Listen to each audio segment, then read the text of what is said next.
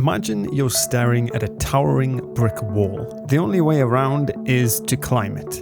And behind that wall is another wall. In fact, a long line of them.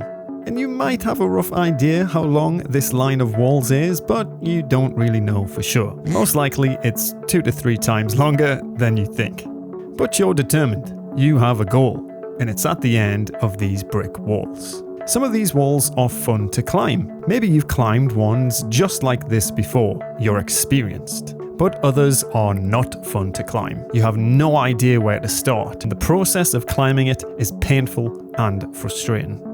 The reward for climbing each wall changes. Sometimes at the end of your climb, you have something incredible to show off. Look at all the progress you've made. And sometimes the reward is the climb itself, where you learn and grow through the process. But sometimes there is little to no reward. Nothing to show off, you didn't really learn anything, and it's a tedious and boring process. Well, this is how I picture game dev. Or any large project, to be honest, where each wall represents a task to overcome in the pursuit of your goal. I'm working on a difficult platforming game where you only control the jumping. And in this video, I really wanted to share something amazing, but nothing has gone to plan recently. I've been smashing my head against the most boring and frustrating brick walls. So instead, I thought I'd share the reality of game dev, at least for me. Here's what I've been working on. This is my progress chart you might remember from previous videos, but it's getting a little messy, so I've upgraded it to this digital format. As you can see, we're making some great progress. The level design and mechanics are basically done, which means the game is essentially content complete. My next big task is the level art. But before I put any level art in, it's time for playtest phase 2. So I want to test the level design of each area thoroughly because the artwork is going to sit on top of that level design, and I want to reduce the amount of iterations needed through the process. So being playtest ready is my goal. I broke down this goal into a series of tasks or brick walls. 1. I want a playtest manager script for disabling and enabling features that aren't needed by the players. 2. I want to implement stat tracking so I can see any problem areas and analyze people's performance. 3. This is going to be a closed playtest through Steam. 4. I need some sort of application form so the community can request access to the closed playtest. And 5. I want to set up a new Discord chat room so I can get feedback easily in one central location. These tasks are kind of boring, but it should be pretty quick, so I'll easily get through them. At least that's what I thought. I was flying through all of these tasks and then, boom, found out that I have to rewrite my entire save system because it doesn't work. But before I do that, boom, another one. I realized that I should probably put in the menu system as well so I can make sure the game data works properly between the scenes.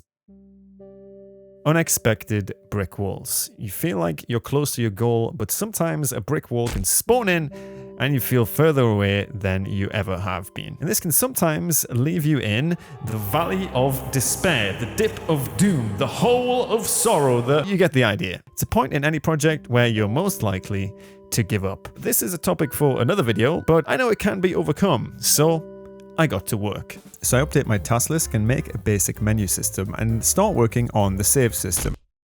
Why is the menu in the game?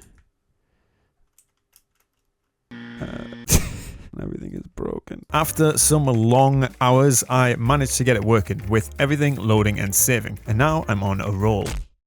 Crazy bug. When you load in, the character changes direction, but only when you jump left. After a couple of hours debugging, I found the singular line of code that was responsible for this. Let's go, it works. And finally, we can get back to making progress. So now I've somehow broken the entire pause system. It just doesn't work.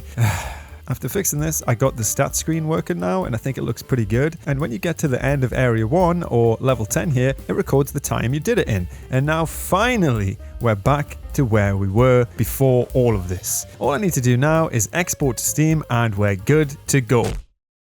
So for some reason the buttons just stopped working on export, and days later I found that apparently my custom jump tool is breaking the game. I have no idea why this happens, but if I delete it, at least it works. And now I'm just getting random lag spikes when I play. I initially thought it's because my whole game is in one scene, so I spent days figuring out a system to break it all up. But it turns out if you check this button in project settings, no more lag. Magic. It's magic. And all of this has taken weeks, and I need to make a video to share my progress, but this is all I've got. Well, this is the reality of game dev, which can sometimes be painful, frustrating, and boring. But eventually I got through it and started playtesting, and people were having fun, putting hours into the game, falling endlessly, and sharing their best times. And I realized that while game dev might suck, sometimes it's worth it. And throughout this difficulty, I was never alone. There is a whole community of like-minded people who can help and are on the same journey, working tirelessly on projects and are fiercely passionate about problem solving and creativity. These journeys are shared, and when you're done, whether one person or thousands of people play your game, you will have created a completely unique interactive experience out of thin air, like a f***ing wizard. And if you ask me, that's pretty special. Keep climbing those brick walls.